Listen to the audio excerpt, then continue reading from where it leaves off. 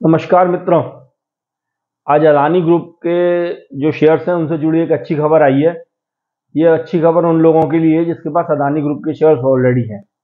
और देखिए, ये कोई इन्वेस्टमेंट एडवाइस नहीं है, कोई इन्वेस्टमेंट के लिए ओपिनियन नहीं है। ये एक मेरी पर्सनल ओपिनियन है, एक जानकारी न्यूज़ बतौर है जो कि मैं बता रहा हूँ।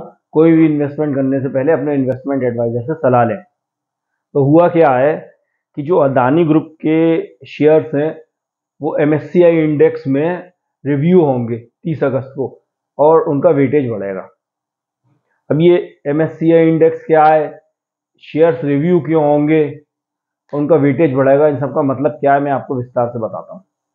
देखिए, जैसे हमारा निफ्टी है, ये भी एक इंडेक्स है, सेंसेक्स है, ये भी एक इंडेक्स है। तो ये इंडेक्स होते क्यों हैं? ये इंडेक्स होते हैं बाजार की जनरल हेल्थ बताने को या एवरेज ग्रोथ बताने को। कभी ऐसा नहीं होता है, आप कितने भी लॉन्ग पीरियड में देख लीजिए, शॉर्ट पीरियड में देख लीजिए, कि सारे शेयर बढ़े या या सारे शेयर वहीं के वहीं ने, या सारे शेयर घट जाए। कुछ घटते हैं, कुछ स्थिर रहते हैं। पूरी तरह से तो करीब करीब कोई शेयर नहीं रहता है, और कुछ बहुत तेजी से बढ़ती है। तो एवरेज ग्रोथ क्या है? तो बीएसई में जो इंडेक्स है वो करीब 7,500 कंपनी लिस्टेड है। तो सबके बारे में तो पता करना मुश्किल है, और सबके बारे में पता भी करेंगे तो जनरल हेल्थ तो मालूम पड़ेगी नहीं। तो इसलिए इंडेक्स बनाया जाता है। इस इंडेक्स में क्या होता है, जितने भी सेक्टर्स होते हैं सबकी रिप्रेजेंटेटिव कंपनी, बड़ी बड़ी कंपनियां ले ली जाती हैं। जैसे oil and gas sector, oil gas and refining मान लीजिए, और आईटी सेक्टर, और मैन्युफैक्चरिंग से बहुत सी कंपनी ली जाती हैं, जैसे ऑटोमोबाइल से। ठीक है। और फाइनेंस से बहुत कंपनी ली जाती हैं, फाइनेंस एंड बैंकिंग से। फाइनेंस का मतलब बैंकिंग। ठीक है। और इन जनरल फाइनेंस से ली जाती हैं, जैसे बजाज फिनसर्व ये है, और एक दूसरी कौन सी है, बजाज फाइनेंशियल सर्विसेज, उनमें से कोई एक है। बैंकिंग की बड़ी बड़ी कंपनीज हैं इंडेक्स में। तो वो क्या दिखाते हैं कि ये अगर इंडेक्स बढ़ रहा है, मान लीजिए एक साल में इंडेक्स बढ़ता है 15%, तो ये जितनी बाजार की कंपनियां उनने 15% ग्रोथ करी एवरेज। ऐसे ही सेंसेक्स बनता है 30 कंपनियों से बनता है, निफ्टी बनता है 50 कंपनियों से बनता है। अब देखिए, भारत के बारे में एक बात तो बहुत मतलब प्रचलन में हो गई है कि भारत जितनी तेजी से ग्रो कर रहा है, कोई इकोनॉमी इतनी तेजी से ग्रो नहीं कर रही है। चाइना भी डिक्लाइन पे है, बहुत बुरे हाल है, मैं उसका वीडियो बनाऊंगा एक दूसरा। और अमेरिका में भी रिसेशन आने के चांसेस बढ़ गए हैं। यूरोप में करीब करीब स्टेगनेशन है ही है। और जितनी मेजर इकोनॉमीज हैं सबका बुरा हाल है, इंडिया का छोड़ के। और इंडिया का क्लियरली विजिबल हो रहा है कि वो आने 10 15 20 साल 7 8 9 10% की ग्रोथ से ग्रो करेगा। और देखिए, यही बहुत बड़ा कारण है जो कई कंट्रीज की आंख का सिरकरी बना हुआ है। इसका मैं एक अलग से वीडियो बनाऊंगा। तो जब इंडिया बढ़ेगा, तो इंडिया कब बढ़ेगा, जब उसकी कंपनीज ग्रो करेंगी।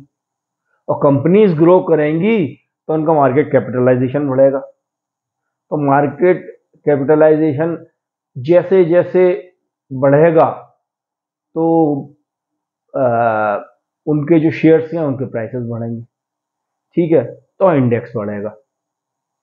तो ऐसे ही क्या होता है कि विदेशों में लोग बागों को दिख रहा है कि आने वाले समय में इंडिया बहुत तेजी से ग्रो करेगा। अब उनको किसी कंपनी में इन्वेस्ट करना है तो उनको मालूम ही नहीं है कुछ। 7,500 कंपनीज है। ठीक है। तो एक इंडेक्स होता है, मॉर्गन स्टैनले बनाता है, मॉर्गन स्टैनले कैपिटल इंडेक्स।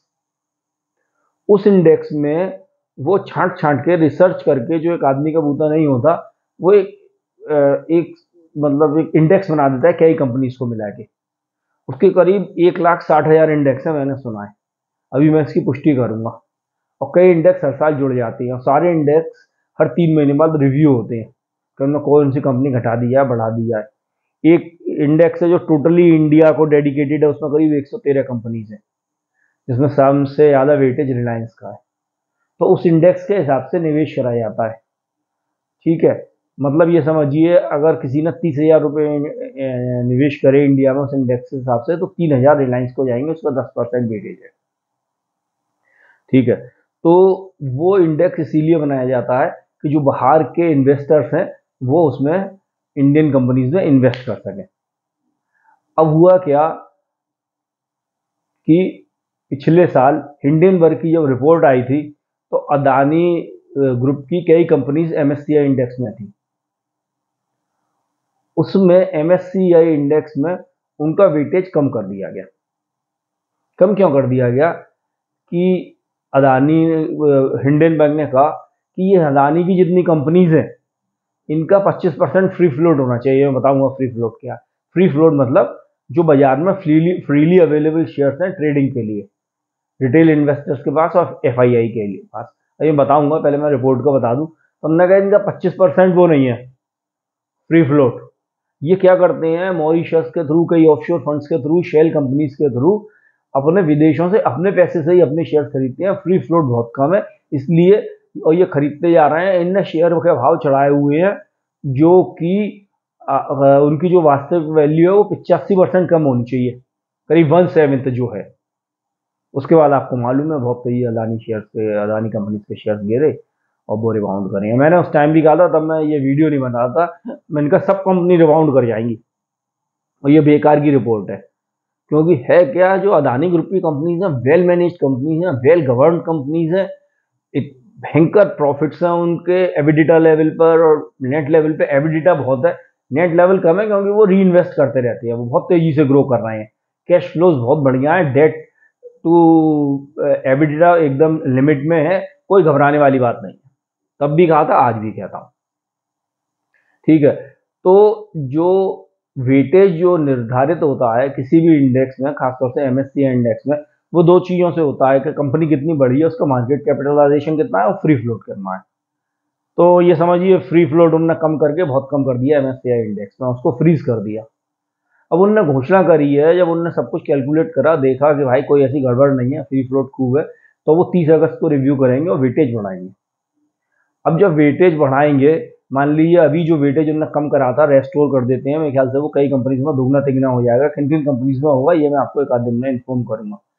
तो क्या होगा कि बाजार में इंडिया में पैसा आएगा इन कंपनीज में लगने को, और इन कंपनीज में जब लगने को पैसा आएगा, देखिए शेयर्स की टोटल जो आउटस्टैंडिंग शेयर्स हैं उनकी जो टोटल जितने भी शेयर्स हैं वो फिक्स्ड है।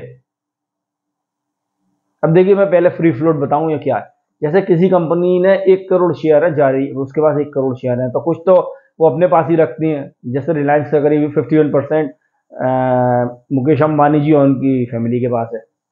ठीक है, और बाकी मिलने जुलने वालों के पास है जो कभी नहीं बेचते। ठीक है, तो फ्री फ्लोट ऐसे ही होगा 20-25%। तो फ्री फ्लोट होता है जो बाजार में खरीदने बेचने को तैयार हो। ठीक है, उसको हम फ्री फ्लोट बोलते हैं शेयर्स का। और जो प्रमोटर्स के पास हो, ऐसे लोगों के पास हो जो नहीं बेचना चाह रहे हैं, प्रमोटर्स के मतलब मिलने जुलने वाले हैं और उनके नाते रिश्तेदार है, तो वो फ्री फ्लोट में नहीं आते क्योंकि वो तो कहीं रखे हुए हैं, 5-10 साल में कभी निकलेंगे तब निकलेंगे। फ्री फ्लोट होता है जो फॉरेन इंस्टीट्यूशनल इन्वेस्टर्स के पास हो, डोमेस्टिक इंस्टीट्यूशनल इन्वेस्टर्स के पास हो और रिटेल इन्वेस्टर्स के पास हो। और सब में ज्यादा जो शेयर बिकती हैं वो बिकती हैं रिटेल इन्वेस्टर्स के द्वारा, और उन्हीं के द्वारा खरीदे जाते हैं।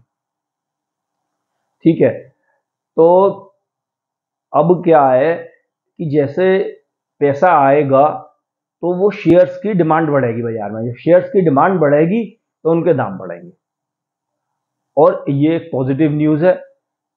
जितने भी लोग हैं जो पहले, मतलब खासतौर से उन्होंने जिनने हिंडनबर्ग रिपोर्ट से पहले खरीदा था बहुत पहले शेयर, तो मैं अभी भी नहीं कोई इन्वेस्टमेंट एडवाइस देता हूँ। मैंने कुछ अपने मित्रों को व्यक्तिगत तौर पर बताया था, जब वो गिरे नियर बॉटम थे, मैंने कहा खूब अच्छी तरीके से खरीद लो जितने खरीद सको। तो कुछ लोगों ने खरीदे भी थे, कुछ ने नहीं भी खरीदे। ठीक है, तो ऐसे करके जिन लोगों ने, खासतौर से जब वो बहुत पीक पे थे, कुछ कंपनीज के लौट के आ गए नाम वहीं पर जहां से गिरे थे, और ऊपर भी हुए, कुछ के नहीं हुए। लॉन्ग रन में ये बढ़ने हैं, वापस आने ही आने हैं, ये मेरी राय है। कोई ये फाइनेंशियल एडवाइस नहीं है, कोई किसी के लिए कोई ओपिनियन नहीं है, मेरी पर्सनल ओपिनियन है। और इससे थोड़ा सा बूस्ट मिलेगा।